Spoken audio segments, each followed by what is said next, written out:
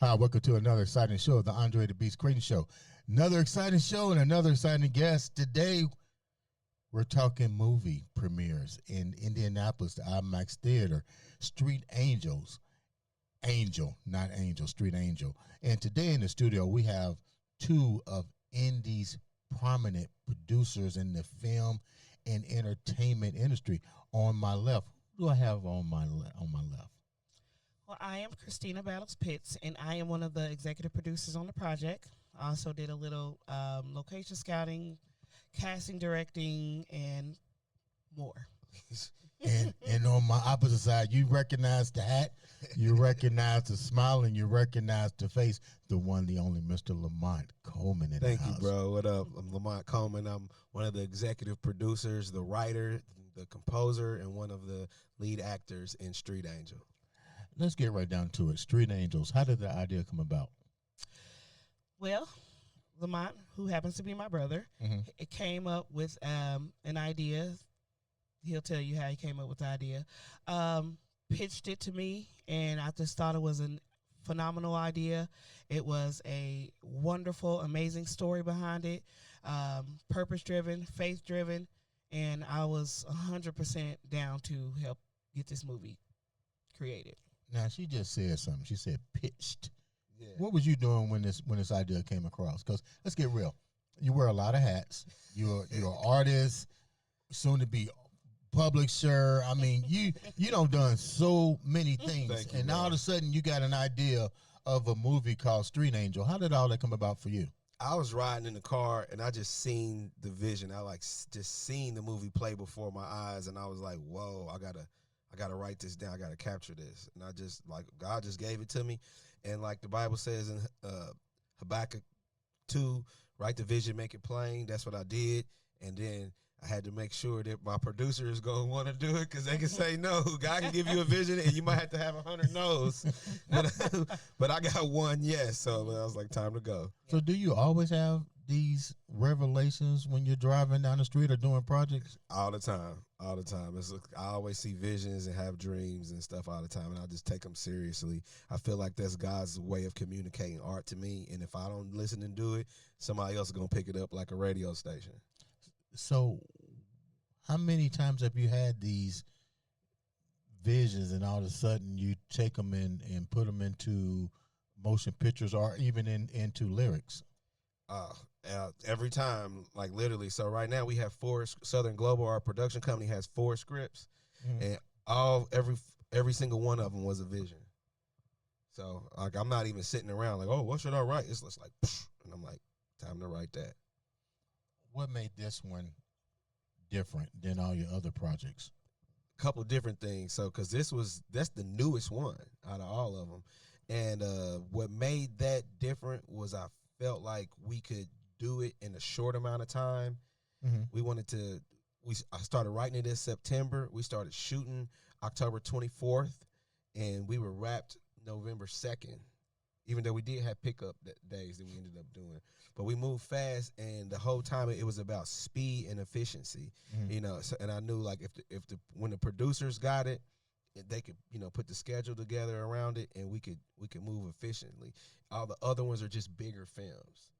What made you decide to really go all in with this? Because when you're talking executive producer, you're the one that's getting the money together to fund this project. You're the one that he has to he's the one that you have to rely on. He needs to rely on you.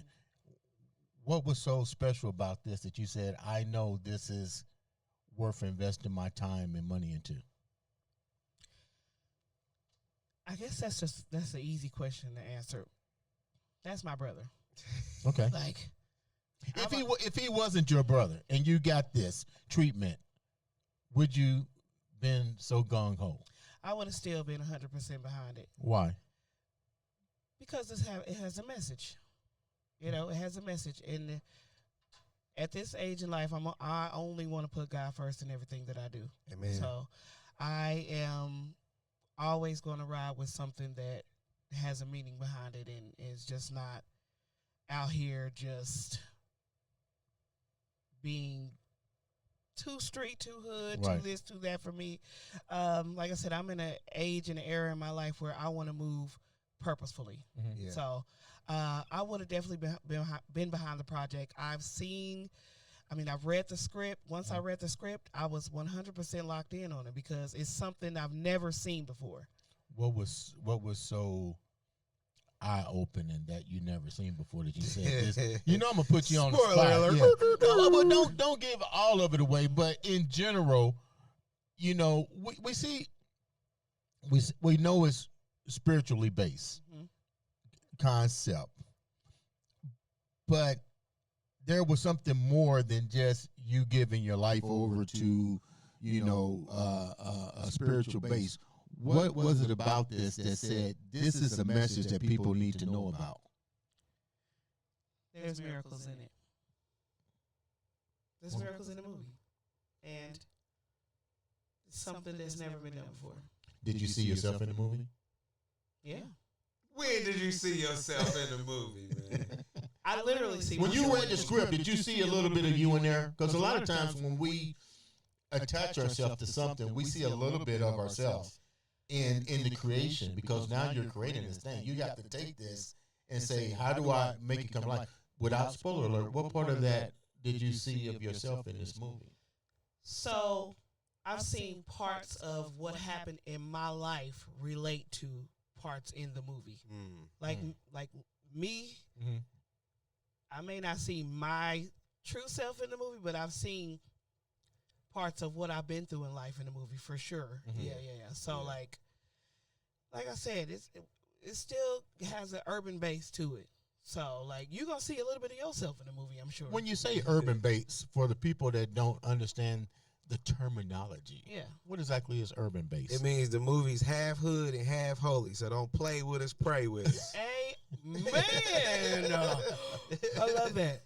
When you say half hood, what does that actually mean to the people that don't understand that? Half hood means that for the black community, it's a guy in the movie who came from the hood and he just has been raised in the streets. And there's miracles. There's miracles in the movie. And without trying to give too much away, you have to come watch it April 19th. What was the difficult part about the movie? And I'm talking about not just production, but finance and finding the right characters to portray the story. And the reason that I'm doing this is because people need to understand, at the end of the day, it's a business. It's a business. And I want to take them down that road before we have the actors and the actresses come on, because at the end of the day, this was a funded movie that had to be done correctly to even get to where it's going to feature. So what were some of the struggles that both of you guys had to go through? I'm going to be honest. I know the struggles that could have happened. You could have had financial problems. We could have had actor problems. We could have had cast egos. We could have had producer discrepancies. We could have had a lot of different things, and none of that was an issue. Like, we didn't have any problems on set. We didn't have any. Blessed. Everything went so smooth that I was like, okay. It's like when all the street lights turn green and you running late to something important. It was like God opened up the windows of heaven. It was just, and it's still happening now.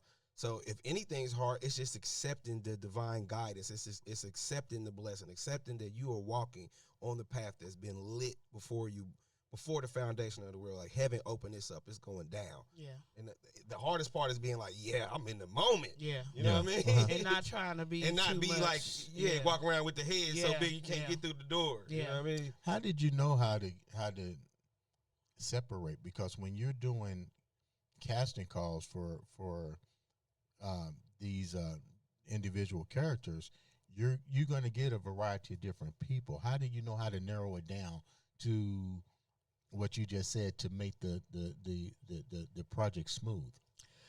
Well, fortunately, I have seen some of these actors already act in other movies and stuff, and I was actually on set behind the scenes and seeing how things went with them. And once I read the script, it was a no-brainer who I wanted, and I knew Who can they play had to it? be a part of this film. Yes, absolutely. And the rest of them came to the casting calls and just nailed it.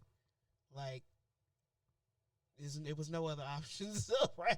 I knew exactly who I wanted to go to, and I made all the right decisions. Yep. And I just trust her too. You got to really trust your team. You know what I mean? Instead of trying to like fake have control, give control, you got to like completely relinquish control and just send trust over there. And that's what I did with her. But I sent it to God first. I said, look, just only surround us with the right people, with the right attitudes, with the right mindset. Like, just only surround us with the right people, please. And that was it. That's been my main prayer as far as like team and crew and cast. And I feel like God heard that and just been protecting us. Yeah. Let's talk about the financial aspects of producing a movie like that. What kind of strain is that for you, and how difficult is it to get the funding to have somebody to back a faith-based project? And more importantly, let's call it what it is: minority. Yeah. Yeah. Black dollars. Yeah. Now, I think it really came easy once I found the right partners for my company, Southern Global. So prior to that, I couldn't get anything, financed because I'm like pitching ideas. But then, I met the Southern Global team, and we just started kind of going over ideas and things that we want to do. And I started sharing a vision with them, like, hey, I really like only want to do things that come from the heart, that have a purpose bigger than me. And that way, I know I can be consistent no matter what. If I'm tired, if I'm having a bad day, no matter what, I can still stay on point for something bigger than me for the purpose. And they loved that, and they was like, cool, we down with that too. So then I was like, okay, well, let's talk about the budget that we can do that in, the different levels and different scales. And then Street Angel just was the perfect guinea pig for our company. That's like, it's bigger than we ever imagined, to the point where we doing 4 more movies this year. Wow. Let's go here too. And like I said, I'm trying to take the people down the level of entrepreneurship into the screen, because people need to understand everybody can't do this. No. You got to have a plan in place to do this. But this is a question I'm pretty sure both of you guys can comment on. Why is it hard for us to get these fundings and get the recognition to be great movies? I mean, Tyler Perry isn't the only one out there doing this. Is there a formula to this? I think it's a lot of, I was going to say, organization and information. Like, if you want to be in the movie business, you need to learn the movie business. You need to learn professionalism in film. You need to learn the way things go. You learn to carry yourself that way, and also keep studying. Like, I'm a student. I'm a nerd, really. You know what I mean? We just shared something off camera, the 7.1. Yeah, okay. All right.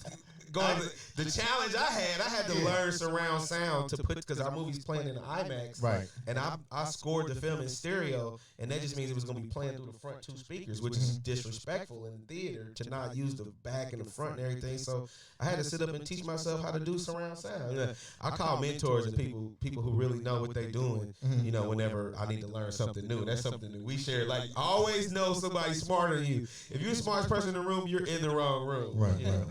But I think a lot of times the reason why people don't get their films financed or things happen is because they really don't know how to package it, or they don't have it all the way together, or it's just pieces missing, or maybe it's the wrong story. You just really need everything to be lined up, to be aligned, spiritually first, and then let that trickle down into everything you're doing financially. How do you know if a movie, now I'm pretty sure both of you guys get treatments. That's what I call it, a treatment.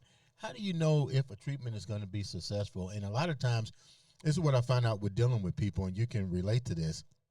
A lot of people have the inability that they hate feedback. Oh.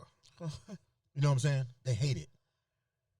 You guys get treatments all the time, and I'm pretty sure you turn a lot of treatments down. How do you do that? How do you determine what's going to actually take off?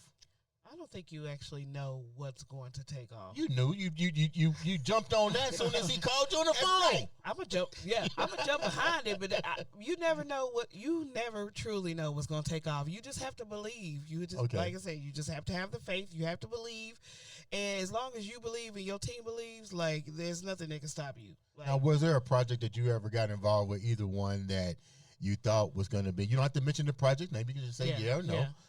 And you go, okay, it sounded good. The producer seemed to have everything right, but you saw flaws in it, and he or she didn't take your advice. Yeah, I mean, I had the bartender reality show that I just knew was going to take off, and we didn't have it all together, and it was a definite learning lesson. Yep. I would do it again, though. I would do it again. What did you learn from that? Because I think the viewers need to understand you took a chance, but this is something else people need to realize, and I think they need to understand this. You put your own money behind your project. Yeah. A lot of us, won't mention no names, is scared to do that. No, I did 100%. I learned you can't have too many chiefs. You know what I'm saying? Was that the pilot that you showed me when we first met? Those girls that was inside the bar? Yeah. Okay. Yep. Can't have too many chiefs. Can't have too many hands in the pot. That's the basis of what, it's a lot of other things behind that, but that'll be a whole nother interview that we have to go to get all that across. But I learned a lot off that project. I would do it again. I feel like I've learned some really important aspects of the business now from doing other feature films and doing this feature film that I can put into that. What makes this feature film different? You don't have to mention, we know you did other projects, but let's get real. You've put a lot of time and effort in this, and this is something that happened really, really quick. There was and let me go here. A lot of times when there's a sense of urgency, we have to worry about, is there going to be a mistake? Yeah, exactly. Yeah. So far there hasn't been any mistakes. You got everything in line. So answer that question for me. Like, why this? I'm just throwing you all kind of questions. So this one brought a whole new level of professionalism. I like the way you said that. Mm-hmm. Elaborate on that part real quick. We just had more people in play who had more experience. Like that guy named Dreads. What's his name? Dreads? Yeah, Dreads. Dreads came with professionalism for sure. Yep. Like I said, people had way more experience in this one. I think that the preparation behind it, even though it was a faster process, is because it was better prepared. I like the way you said that. Damn. That's it. Proper preparation prevents poor performance. Ooh, whoa, damn. What? 5 P's, baby. What was that again? Proper preparation prevents poor performance. One more time. One more time. Proper preparation prevents poor performance. And that's what it is. It's like, and sometimes God does the preparing and then, prepares you. And that's, I just think that, going back to one of your other questions, the character, one of the ways that I scout people that I'm going to work with and projects that I'm going to do is based off the character. It's not the art, because your talent, your art can take you to a place where your character can't keep you. Wow. Yeah, your talent can take you to a place. Oh, he's good. He can do this. She can sing. Okay, you know what? Disloyal, rude, doesn't like feedback, doesn't show up on time. You know what I mean? Doesn't play well with others. Okay? Forget your art then. You know what I mean? And that's for me. That's for all of us. Damn. That's the standard. That's the standard. And then, but all that goes away because ego is EGO, edging God out. If we keep God first and don't edge God out, then we'll always be in the flow and things will flow right. Okay, wait a minute now. Hold on. This is another exciting episode. Now, come on, man. You know what we do every time we get together. Feeling the spirit. Okay, so I like that. My motto is that beast mindset, but I believe in consistency. Yeah. You got to keep doing it. If you fuck up, you keep going. You don't go up under. If you can't go under, you move it. You just keep moving. And I like the way you guys have done this. What has been the stumbling blocks? Because let's get real. There has to be stumbling blocks to some degree. We can't get here and say, it was all easy because just like me and you just shared that 7.0. What I tell you, I had to change the cameras. You know, we got to go 8K now. You know, times change. You got to evolve. All right. Well, this ain't really a stumbling block because we pivot with positive attitude. But like when you are moving fast, because you was like, yeah, when you rush, because rushing is the seed for error. You know, when you're rushing, you will normally make a mistake. But we were actually just kind of moving fast, so it's not really a stumbling block. But we ended up adding 30 more minutes to the film and having a bunch of extra shoot days. And what it was, it just actually made us like fall in love with our crew more because we saw everybody just had a good attitude and mindset, and they just showed up every time. Hey, we need you to do one more scene. Okay, well, one more was divided by 6. You know what I mean? So it's like show up again. Everybody just kept doing it, and then we finally got. We was like, yo, this is a family. Well, how much alteration had to go into adding 30 minutes into a story that was already done? And see, I gotta just take my hat off to our director, Samuel Rockstar Rafford, because a lot of the alteration and the extra story was his vision. Once he started editing, he was like, "Hey man, bro, I think we need this. I think we need that." And I prayed. I said, "God, anybody bring a good idea to me, I'm doing it. So if you don't want me to do it, because my answer is yes." They're not bringing an idea to you? It wasn't good.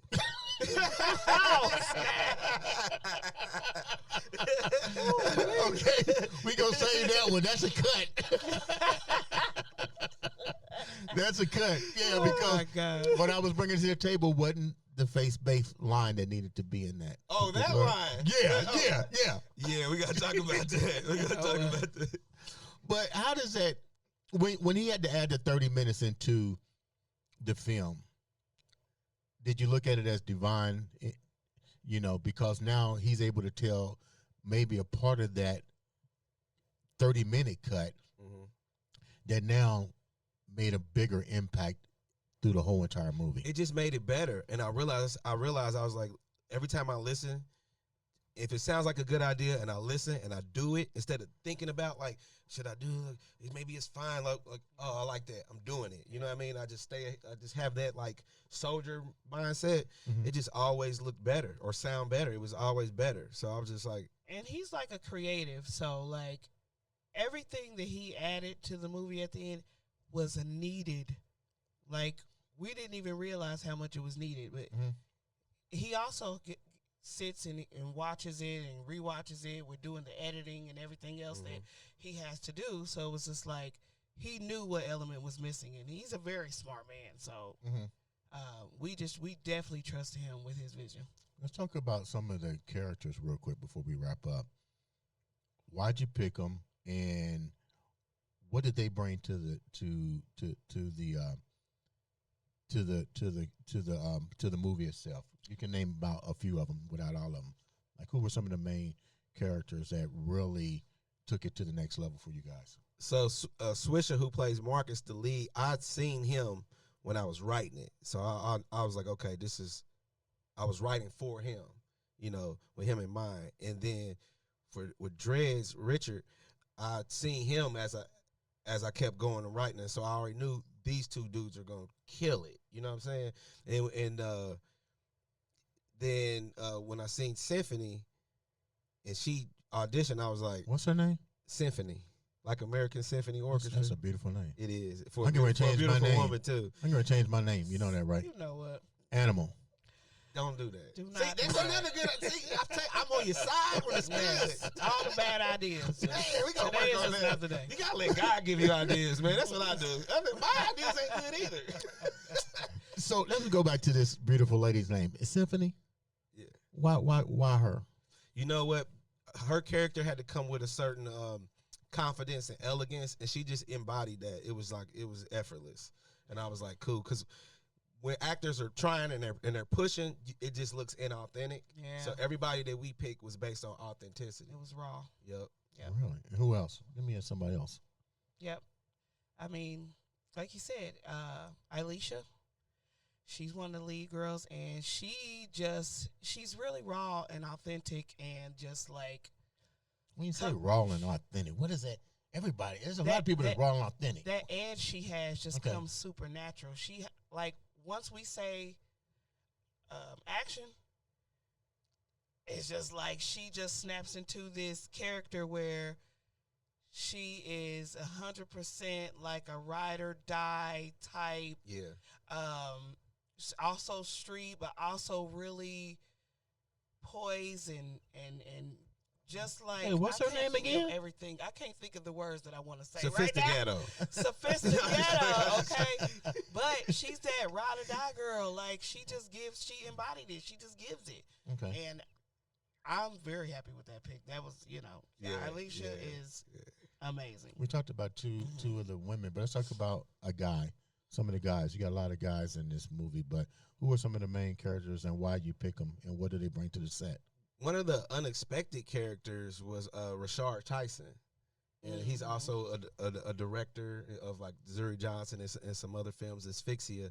He came on board last minute, ended up like becoming much more than just an extra character, and he just embodied that part so much we had to keep writing him in. Really? Yeah, like bro he's just a great cop. Yeah. Because he runs the new Channel 27 News in Marion, Indiana, so he has this like reporter kind of like serious, matter of factness about himself. Kind of militant. That's real. Too. Yeah, kind of militant detective energy. Right. So he just bodied that, and that was unexpected. Yeah. My last questions, a couple of last questions before we wrap up. Why the name Street Angel? Well, We talked about that.